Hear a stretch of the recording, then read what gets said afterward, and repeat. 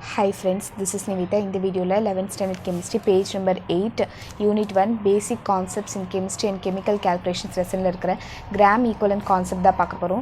So the gram equivalent concept அப்படிங்கிறது வந்து நிறைய analytical chemistryலலாம் யூஸ் பண்ணுவாங்க. analytical chemistry அப்படினு சொல்றது இப்போ மெஷர் பண்ணி எக்ஸ்பெரிமெண்ட் பண்ணி ஒரு விஷயத்தை கண்டுபிடிக்கிறாங்கல, லைக் சொல்யூஷன்ஸ் லெசன்ல நீங்க பின்னாடி படிப்பீங்க. எவ்வளோ இதில் எவ்வளோ கான்சன்ட்ரேஷன் இருக்குது அதெல்லாமே கண்டுபிடிக்கிறதுக்கு நம்ம இந்த மாதிரி கிராம் ஈக்குவலண்ட் கான்செப்ட் இதெல்லாமே யூஸ் பண்ணுவோம். ஸோ சில ஃபார்முலாஸில் கூட இதை வந்து இன்க்ளூட் பண்ணியிருக்காங்க. ஓகேவா, முன்னாடி செக்ஷனில் வந்து நம்ம மோல் கான்செப்ட் வந்து மாலிகுலர் மாஸை பேஸ் பண்ணி பார்த்துருப்போம்.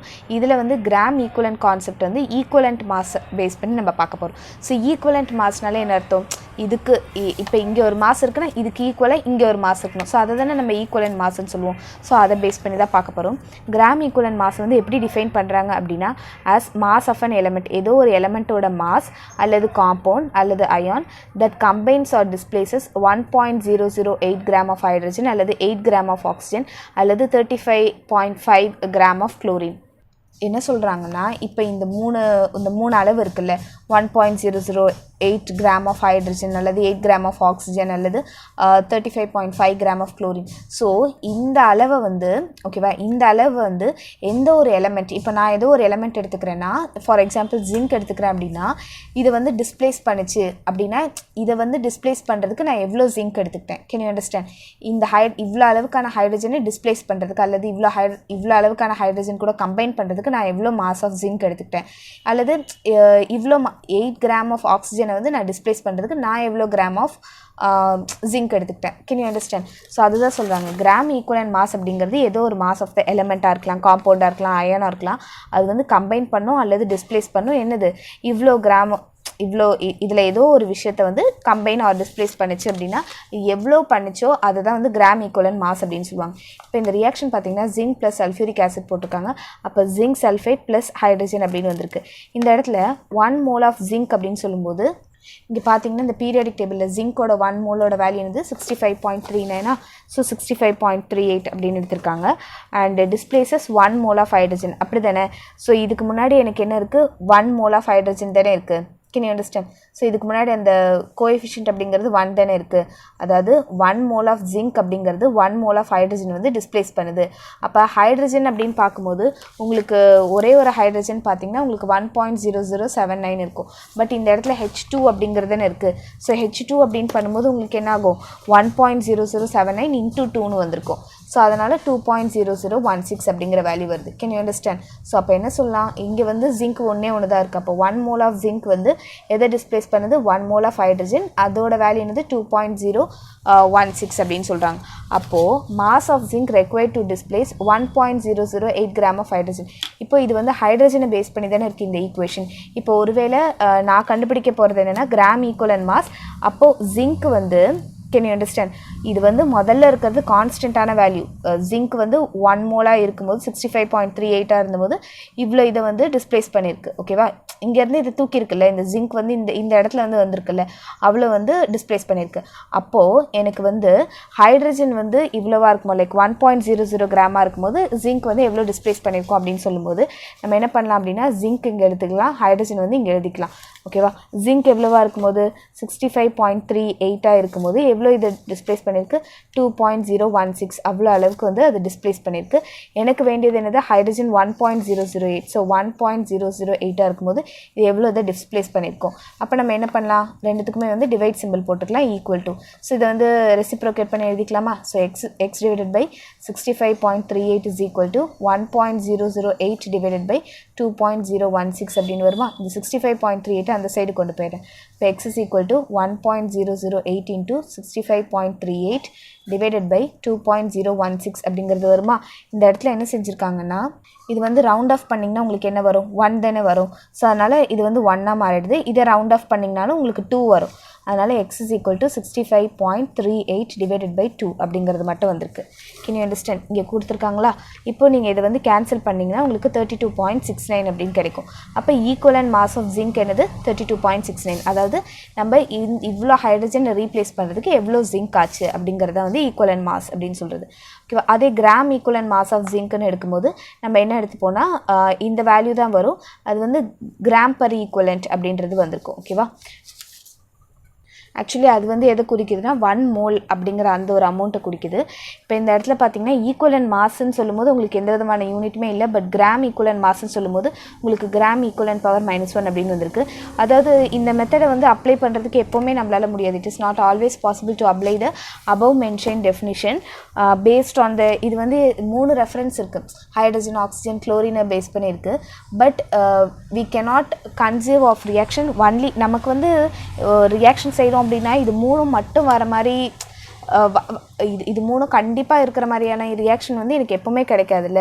ஸோ தேர்ஃபோர் அப்போ வேறு ஒரு எக்ஸ்பிரஷன் நமக்கு தேவை. கிராம் ஈக்குவலன்ட் மாஸ்க் அப்படின்னு பார்க்கும்போது ஒரு எக்ஸ்பிரஷன் கண்டுபிடிக்கிறாங்க. என்னென்னா gram equivalent mass equal to molar mass divided by equivalent factor. ஓகேவா, இதுதான் முக்கியமான ஃபார்முலா.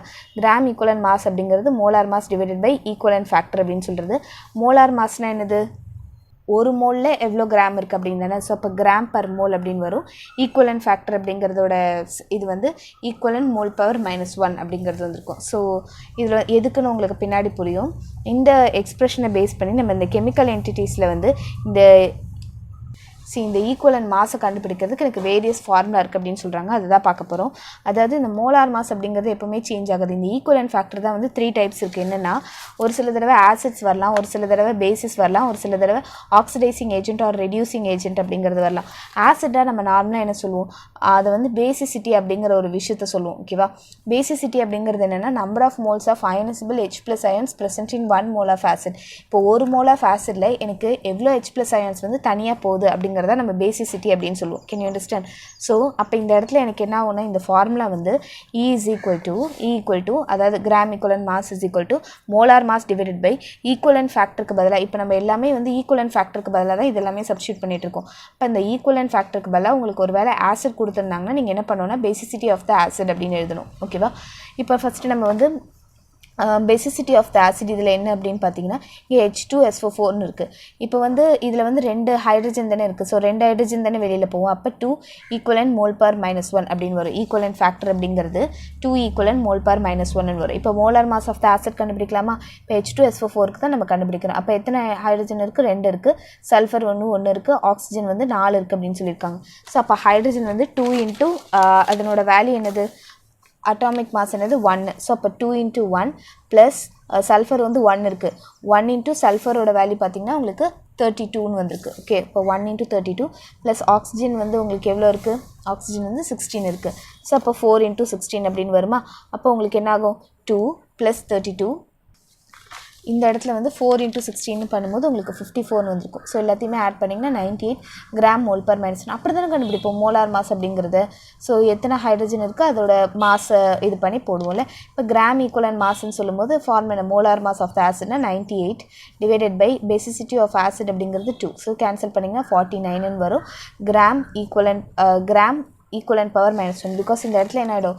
மோல் பர் -1 கேன்சல் ஆகி கிராம் இந்த ஈக்குவலன்ட் பவர் ஈக்குவலன்ட் வந்துங்கிறது மேலே வந்துடும். ஸோ அதனால் கிராம் மோல் ஈக்குவலன்ட் பவர் -1 அப்படின்னு வந்திருக்கும். இப்போ நெக்ஸ்ட்டு நம்ம ஒரு வேளை நம்ம எடுத்துக்கிறதுல வந்து பேசிஸாக இருந்தது, நான் எடுத்துக்கிற ஈக்குவேஷனில் இது ஒன்று பேசிஸ் இருந்தது அப்படின்னு சொன்னால் அதாவது அதில் என்ன சொல்லுவோம்? அசிடிட்டி அப்படிங்கிற ஒரு வார்த்தையை சொல்லுவோம். அசிடிட்டினா என்ன அர்த்தம்னா number of moles of ionisable OH - ions அப்படிங்கிறது எவ்வளோ அயனசிபிள் ஆயிருக்கு. 1 மோல் ஆஃப் பேஸில் வந்து எனக்கு OH - அயன்ஸ் வந்து எவ்வளோ போயிருக்கு அப்படிங்கிறத நம்ம அசிடிட்டின்னு சொல்லுவோம். ஸோ அப்போ equal to molar mass of the base. இப்போ நம்ம என்ன எடுத்துக்கிறோம்?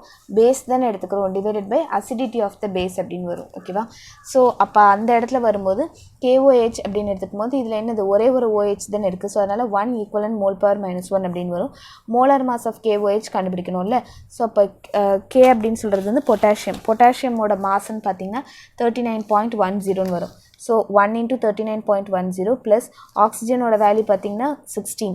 ஓகே, ஸோ 1 × 16 ப்ளஸ் ஹைட்ரஜனோட வேல்யூ பார்த்தீங்கன்னா 1. ஸோ ப்ளஸ் 1 × 1ன்னு வரும். So 39 here it is 16 plus 1 எல்லாத்தையும் ஆட் பண்ணிங்கன்னா 56 கிராம் மோல் பர் -1 அப்படின்னு வந்திருக்கும். ஓகேவா, மோலார் மாஸ் ஒரு மோலில் எவ்வளோ கிராம் இருந்ததுன்னு தானே பார்ப்போம். இப்போ நம்ம கிராம் ஈக்குவலன்ட் மாஸ் கண்டுபிடிக்கும் போது 56 டிவைடட் பை 1ன்னு போட்டிங்கன்னா கேன்சல் பண்ணிங்கன்னா லைக் ஆன்சர் வந்து 56 கிராம் ஈக்குவலன்ட் பவர் -1 அப்படிங்கிறது வருது. ஓகேவா, அடுத்தது நம்ம பார்க்க போகிறது என்னென்னு பார்த்தீங்கன்னா oxidising agent or reducing agent அப்படிங்கிற கான்செப்ட். ஆக்சிடைசிங் ஏஜென்ட்னா number of moles of electrons gained அப்படின்னு வரும். ரெடியூசிங் ஏஜென்ட்னா number of moles of electron லாஸ்ட்னு வரும் by 1 mole of the reagent during the reduction. அதாவது அந்த ரீஏஜென்ட் வந்து 1 mole ஆஃப் ரீஏஜென்ட் வந்து எவ்வளோ நம்பர் ஆஃப் மோல்ஸ் ஆஃப் எலக்ட்ரானை கெயின் பண்ணுது அல்லது லூஸ் பண்ணுது. ரிடாக்ஸ் ரியாக்ஷன் என்னது, எனக்கு ரிடக்ஷனும் நடக்கும் ஆக்சிடேஷனும் நடக்கும். ஸோ அந்த மாதிரி டைமில் எவ்வளோ எலக்ட்ரான்ஸ் வந்து லூஸ் பண்ணுது கெயின் பண்ணுது அப்படிங்கிறத நம்ம வந்து oxidising agent or reducing agent அப்படின்னு சொல்லுவோம். ஸோ அப்போ அந்த ஈயோட ஃபார்முலா என்ன வரும்னா மோலார் மாஸ் ஆஃப் த அந்த ஏஜென்ட்டோட molar mass of the oxidising or reducing agent divided by எத்தனை நம்பர் ஆஃப் மோல்ஸ், அதுதானே number of moles of electrons gained or loss by 1 mole of the oxidising or reducing agent அப்படின்னு சொல்கிறாங்க. நம்ம சின்ன கிளாஸில் படிச்சிருப்போம் LEOGER அப்படின்னு லாஸ் ஆஃப் எலக்ட்ரான்ஸ்னால் ஆக்சிடேஷன், கெயின் ஆஃப் எலக்ட்ரான்ஸ்னால் ரிடக்ஷன் அப்படிங்கிறத படிச்சிருப்போம். ஓகேவா? இங்கே ரெடியூசிங் ஏஜென்ட் அப்படிங்கிறது என்னென்னா எந்த ஒரு விஷயம் வந்து எலக்ட்ரானை லூஸ் பண்ணுதோ, ஓகேவா, இது வந்து ஆக்சிடைஸ்ட் ஆகிருக்கு. ஆக்சிடைஸ்னால் என்னது, லாஸ் ஆஃப் எலக்ட்ரான்ஸ் நடந்திருக்கு. ஓகேவா? ஆக்சிடைஸ் ஆகிருக்கு, பட் எது வந்து எலக்ட்ரான்ஸை லூஸ் பண்ணியிருக்கோ அதை நம்ம ரெடியூசிங் ஏஜென்ட் அப்படின்னு சொல்லுவோம். Can you understand? இது வந்து கரெக்டு தான், இது வந்து எலக்ட்ரான்ஸை ரெடியூஸ் பண்ணியிருக்கு, அதாவது எலக்ட்ரான்ஸை விட்டுருச்சு. அப்போ இது வந்து வந்து ஆக்சிடைஸ்டுன்னு சொல்லுவோம். பட் இதை நம்ம என்ன சொல்லுவோம்னா ரெடியூசிங் ஏஜென்ட் அப்படின்னு சொல்லுவோம். ஏன்னா எலக்ட்ரான்ஸை விட்டுருச்சுல, ஸோ இது வந்து ரெடியூசிங் ஏஜென்ட். இப்போ இதில் பார்த்தீங்க அப்படின்னா இந்த பியை வந்து நம்ம ஆக்சிடைசிங் ஏஜென்ட் சொல்லுவோம். ஏன் அப்படின்னா இது வந்து கெயின் பண்ணுது எலக்ட்ரானை, பட் ஆக்சுவலி ரெடக்ஷன் அப்படிங்கிறது தான் கெயின் ஆஃப் எலக்ட்ரான்ஸ். இது வந்து பி வந்து ரெடியூஸ் ஆயிருக்கு. ஓகே, இந்த பி மட்டும் வந்து ரெடியூஸ் ஆயிருக்கு, பட் இந்த பியை வந்து நம்ம என்ன சொல்லுவோம்னா ஆக்சிடைசிங் ஏஜென்ட் அப்படின்னு சொல்லுவோம். ஏன்னா அதுக்கிட்ட தானே வந்து எலக்ட்ரான்ஸ் வந்து சேருது. ஆக்சிடேஷன் ரெடக்ஷன் வேறு, அதே மாதிரி ஆக்சிடைசிங் ஏஜென்ட் ரெடியூசிங் ஏஜென்ட் அப்படிங்கிறது வேறு. ஓகேவா? அதை கன்ஃபியூஸ் பண்ணிக்கக்கூடாது. இது வந்து ஆக்சிடைஸ்ட் ஆயிருக்கு. ஓகேவா? இருந்த எலக்ட்ரான்ஸ் வந்து லாஸ் ஆஃப் எலக்ட்ரான்ஸ் நடந்திருக்கு. ஓகே, பட் ஆனால் இதை நம்ம வந்து என்ன சொல்லுவோம்னா ரெடியூசிங் ஏஜென்ட் அப்படின்னு சொல்லுவோம். ஓகே, ஸோ அப்போ இந்த இடத்துல பார்த்தீங்கன்னா KMnO4 வந்து ஒரு ஆக்சிடைசிங் ஏஜென்ட் அப்படின்னு சொல்கிறாங்க. ஃபஸ்ட்டு நம்ம மோலார் மாஸ் ஆஃப் KMnO4 கண்டுபிடிச்சிடலாம். பொட்டாசியம் அப்படின்னு சொல்லும்போது கேவோட வேல்யூ என்னென்னு வரும், 39 அப்படிங்கிறது வருமா? பொட்டாசியம் 39. ஸோ 1 × 39 ப்ளஸ் மேங்கனீஸ் எத்தனை இருக்குது, எனக்கு ஒன்று தான் இருக்குது. ஸோ மேங்கனீஸோட வேல்யூ வந்து 54 வருது, தட் இஸ் 54.94 வருது. ஸோ அப்போ வந்து 55 அப்படின்னு எடுத்துக்கிறாங்க. ப்ளஸ் ஆக்சிஜனோட வேல்யூ வந்து 16ன்னு இருக்குது. ஓகேவா? 16. ஸோ அப்போ இந்த இடத்துல என்ன பண்ணலாம், 4 × 16ன்னு போடலாமா? ஸோ இது எல்லாத்தையுமே கேல்குலேட் பண்ணிங்கன்னா உங்களுக்கு 158 g/-1 அப்படிங்கிறது வரும். இப்போ ஒரு ஆசிட் மீடியமில் பெர்மாங்கனேட் என்ன ஆகுது அப்படின்னா, பெர்மாங்கனேட் அப்படிங்கிறது MnO4- அப்படிங்கிறது பெர்மாங்கனேட் என்ன ஆகுது, ரெடியூஸ் ஆகுது டியூரிங் ஆக்சிஜன். இந்த ஈக்குவேஷனில் என்ன இருக்குது, உங்களுக்கு ஒரு 5 எலக்ட்ரான்ஸ் இருக்கா. ஸோ அதுதான் வந்து என்னோட வேல்யூ வந்து 5ன்னு வரும். அது நீங்கள் எப்படி எடுத்துப்பீங்கன்னா 5 ஈக்குவலன்ட் mol/-1ன்னு எடுத்துப்பீங்க. ஸோ இந்த நம்பர் ஆஃப் எலக்ட்ரான்ஸ் இருக்குல்ல, அதில் கொண்டு வந்து நம்ம சப்ஸ்டியூட் பண்ண போகிறோம். ஸோ இப்போ gram equivalent mass of KMnO4 is equal to இதோட மோலார் மாஸ் எவ்வளோ, 158 divided by number of moles அப்படின்னு சொல்லும்போது 5ன்னு வரும். கேன்சல் பண்ணிங்கன்னா 31.6 கிராம் ஈக்குவலன்ட்/-1 அப்படிங்கிறது வந்திருக்கும். ஓகேவா? ஸோ இது வந்து உங்களுக்கு வந்து இது ஒரு ஆக்சிடைசிங் ஏஜென்ட்டோ ரெடியூசிங் ஏஜென்ட்டோ கொடுத்துருந்தாங்கன்னா அந்த ஈக்குவேஷனில் இருக்கிற எலக்ட்ரான்ஸ் எத்தனை நம்பர் ஆஃப் எலக்ட்ரான்ஸ் இருக்குது அதை பேஸ் பண்ணி நம்ம வந்து ஈக்குவலன்ட் மாஸ் அப்படிங்கிறத நம்ம கண்டுபிடிச்சிடலாம். இப்போ மோல் கான்செப்டில் வந்து நமக்கு வந்து ஒரு பேலன்ஸ்டான கெமிக்கல் ஈக்குவேஷன் தேவை to find out amount of reactant involve in the chemical reaction. So எவ்வளோ அமௌண்ட் ஆஃப் ரியாக்டன்ட் வந்து இன்வால்வ் ஆகிருக்கு கெமிக்கல் ரியாக்ஷனில் அப்படிங்கிறத கண்டுபிடிக்கிறதுக்கு. வைல் கிராம் ஈக்குவலன்ட் கான்செப்டை பொறுத்தவரை எனக்கு வந்து ஒரு பேலன்ஸ்டான ஈக்குவேஷன் இருக்கணும் அப்படிங்கிற அவசியம் கிடையாது. ஓகேவா? ஸோ வி ப்ரிஃபர் அதனால் மோல் கான்செப்டை வந்து நம்ம நான் ரிடாக்ஸ் ரியாக்ஷன்லேயும் கிராம் ஈக்குவலன்ட் கான்செப்டை வந்து ரிடாக்ஸ் ரியாக்ஷன் அப்படிங்கிறது reduction as well as oxidation நடக்கிற அந்த ஒரு ரியாக்ஷனில் வந்து ப்ரிஃபர் பண்ணுறாங்கன்னு சொல்கிறாங்க. ஸோ இது நல்லா ஞாபகம் வச்சுக்கோங்க. இதோட முக்கியமான விஷயம் என்ன அப்படின்னா to find out the amount of reactant involve in the chemical reaction. எவ்வளோ ரியாக்டன்ட் வந்து கெமிக்கல் ரியாக்ஷனில் இன்வால்வ் ஆயிருக்கு அப்படிங்கிறத கண்டுபிடிக்கிறதுக்காக தான் நம்ம இதை வச்சுருக்கோம். ஓகேவா? ஸோ இந்த கிராம் ஈக்குவலன்ட் கான்செப்டை பொறுத்தவரை எனக்கு அந்த ஒரு ஈக்குவேஷன் வந்து பேலன்ஸ்டாக இருக்கணுங்கிற அவசியம் இல்லை அப்படின்னு சொல்கிறாங்க. இப்போ இந்த இடத்துல எக்ஸாம்பிள் பார்த்தீங்கன்னா நமக்கு வந்து equivalent mass of KMnO4 and anhydrous ferrous sulphate இருக்கும்போது நம்ம பேலன்ஸ்டான கெமிக்கல் ஈக்குவேஷன் எழுதலைனாலும் நமக்கு ஸ்ட்ரெயிட்டாக என்ன கிடைக்கும் அப்படின்னா, இங்கே KMnO4க்கு என்ன கிடைச்சிது, நமக்கு 31.6 கிராம் ஈக்குவலன்ட்/-1ல. ஸோ அதே இதுதான் வந்து நமக்கு ஆனைட்ரஸ் ஃபெரஸ் சல்ஃபேட் கூட போடும்போது கிடைக்கும். ஓகேவா? 31.6 gram of KMnO4 reacts with 152 gram of FeSO4. இப்போ வந்து Feங்கிறது வந்து அயன் ஓகேவா. ஸோ அயனோட வேல்யூ வந்து 55.85 இருக்குது. ஸோ நம்ம வந்து 56 அப்படின்னு எடுத்துக்கலாம். 56 ப்ளஸ் அடுத்தது சல்ஃபரோட வேல்யூ என்ன இருக்குது 32 ப்ளஸ் 32 ப்ளஸ் ஆக்சிஜனோட வேல்யூ வந்து உங்களுக்கு வந்து 16ன்னு இருக்கும். ஏற்கனவே வந்து 4 ஆக்சிஜன் இருக்குது. ஸோ 4 × 16 அப்படின்னு வருமா. ஸோ இப்போ 56 ப்ளஸ் 32 ப்ளஸ் 64 அப்படிங்கிறது, ஏன்னா 4 × 16 அப்படிங்கிறது 64 ஓகேவா. ஸோ 64 இதை ஆட் பண்ணி பாருங்கள். 6 + 2 வந்து 8 19 11 12 12 1 5 6 7 8 9 here it is 6 ஸோ 15 152 வந்துருச்சா. ஓகே, அதாவது என்ன சொல்கிறாங்கன்னா நார்மலாக KMnO4 வந்து 31.6 கிராமாக இருக்கும்போது அது வந்து 152 கிராம் ஆஃப் ஃபெரஸ் சல்ஃபேட் கூட, அதாவது 1 மோல் ஆஃப் ஃபெரஸ் சல்ஃபேட் கூட ரியாக்ட் பண்ணுது. இதே வந்து நம்ம மோல் கான்செப்ட் படி எக்ஸ்பிளைன் பண்ணணும்னா எனக்கு என்ன ஆகும்னா அந்த ஈக்குவேஷனை நான் என்ன செய்யணும்னா ஃபஸ்ட்டு பேலன்ஸ் பண்ணிடணும். இங்கே 10 இருக்குது, இங்கே வந்து 5 2 10 இருக்குது, அந்த மாதிரி ஃபஸ்ட்டு பேலன்ஸ் பண்ணிட்டாங்க. பேலன்ஸ் பண்ணிவிட்டு என்ன சொல்கிறாங்க அப்படின்னா பொட்டாசியம் பெர்மாங்கனேட் எங்கே இருக்குது, இங்கே இருக்குது. பொட்டாசியம் பெர்மாங்கனேட் எத்தனை மோல்ஸ் இருக்குது 2 மோல்ஸ் இருக்குது ஓகேவா. ஸோ பொட்டாசியம் பெர்மாங்கனேட்டோட மோலார் மாஸ் என்னவாக இருக்கும் இப்போ தானே நம்ம கண்டுபிடிச்சோம். பொட்டாசியம் பெர்மாங்கனேட்டோட மோலார் மாஸ் வந்து 158 அப்படின்னு கண்டுபிடிச்சோமா. இதில் வந்து 2 மோல்ஸ் இருக்குது. அப்போ 2 × 158ன்னு சொல்லும்போது 316 அப்படின்னு வரும். அடுத்தது ரியாக்ட் வித் ஏதோட 10 மோல்ஸ் ஆஃப் ஃபெரஸ் சல்ஃபேட்டோட அது வந்து ஆக்ட் ஆகுது. ஸோ ஃபெரஸ் சல்ஃபேட்டோட மோலார் மாஸ் நம்ம இங்கே கண்டுபிடிச்சிருக்கோம்ல 152 அப்படின்னு சொல்லிட்டு. ஸோ அப்போ வந்து 10 × 152ஓட வேல்யூ 1520 அப்படின்றது வருதா. இப்போ அந்த ஈக்குவேஷனில் கொடுத்துருக்கிறது படி பார்த்தீங்கன்னா 316 கிராம் ஆஃப் KMnO4 வந்து அதாவது FeSO4 இருக்கும்போது எவ்வளோ இருக்குது 1520 கிராம்னு இருக்கா. லைக் KMnO4 வந்து இவ்வளோ இருக்குது. அதுக்கப்புறம் அந்த ஆனைட்ரஸ் ஃபெரஸ் சல்ஃபேட் அப்படிங்கிறது வந்து எனக்கு 1520 கிராம் இருக்குது. எனக்கு என்ன கேட்குறாங்க அப்படின்னா 31.6 கிராம் ஆஃப் KMnO4 இருக்கும்போது ஃபெரஸ் சல்ஃபேட் வந்து எவ்வளோ இருக்கும் அப்படிங்கிறத கண்டுபிடிக்கணும் ஓகேவா. ஸோ அப்போ இந்த இடத்துல பாருங்கள், இது நம்ம டிவைட் பண்ணிக்கலாம், ஈக்குவல்ட்டுன்னு போட்டுக்கலாம். இப்போ ரெசிப்ரோகேட்டில் எழுதுனீங்கன்னா 31.6 divided by 316 is equal to x divided by 1520. So இந்த 1520 இந்த சைடு கொண்டு போனால் எனக்கு என்ன ஆகும், x is equal to 1520 × 31.6 divided by 316 அப்படிங்கிறது வருமா. ஸோ இந்த 0 இருக்குல்ல, அது வந்து இது கூட மல்டிப்ளை ஆகிடுச்சுன்னா எனக்கு என்ன மட்டும் தான் வரும் 152 × 316 டிவைடட் பை 316ன்னு வரும். ரெண்டு கேன்சல் ஆகிடுச்சுன்னா எனக்கு 152 மட்டும் வரும். 152 கிராம் ஆஃப் ஃபெரஸ் சல்ஃபேட் அப்படிங்கிறது வருமா.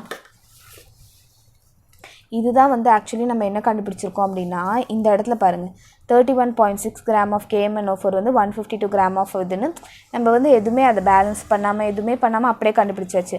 பட் நீங்கள் பேலன்ஸிங்லாம் வந்து நெக்ஸ்ட் வீடியோஸில் படிப்பீங்க ஓகேவா. அந்த பேலன்ஸ் பண்ணி அதுக்கப்புறம் கொண்டு வரது வந்து அதே ஆன்சர் தான் வருது. ஸோ இதுதான் அதுக்கும் இடையில இருக்கிற அந்த ஒரு டிஃப்ரென்ஸ். அது வந்து பேலன்ஸ் பண்ணாமல் நம்மளால் ஸ்ட்ரெயிட்டாக ஒரு பர்டிகுலர் ஃபார்முலா போட்டால் எனக்கு வந்துடும் அப்படின்னு சொல்கிறாங்க. தேங்க்யூ ஃபார் வாட்சிங். இந்த வீடியோ உங்களுக்கு பிடிச்சிருந்தால் லைக் பண்ணுங்கள், ஷேர் பண்ணுங்கள், subscribe to my channel. Thank you.